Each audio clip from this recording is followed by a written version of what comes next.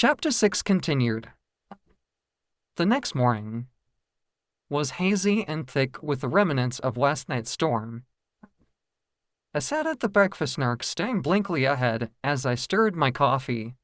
I watched the swirling brown liquid with complete disinterest, my mind still half buried in the woods. Flora was the first to come downstairs, breaking the morning silence.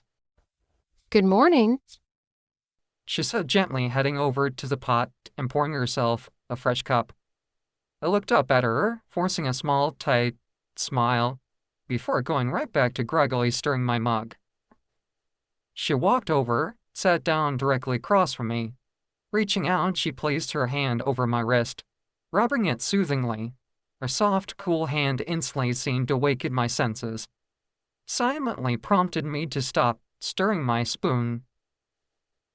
I'm worried about you, Thomas. She said softly, looking directly into my eyes. Why? I mumbled. You've been Acting strangely, and frankly, I don't blame you. She sighed, her expression darkening with a mixture of sadness and frustration. Seems like ever since you got here, your mom just up and left. She abandoned you.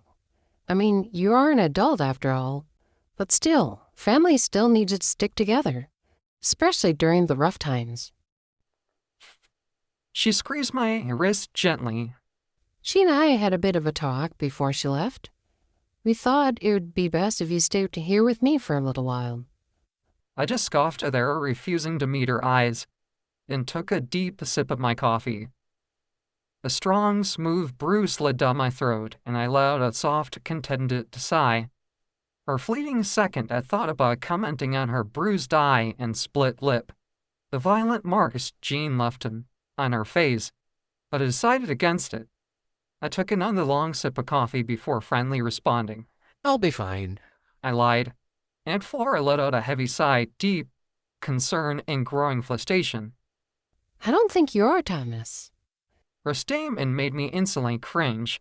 A surge of uncontainable rage boiled over, and I violently pounded my fist flat against the table, force of the impact causing the coffee to jump right out of its ceramic casement, splashing across the wood. How could you possibly know? I demanded, a voice escalating into a harsh shout. You know nothing about me.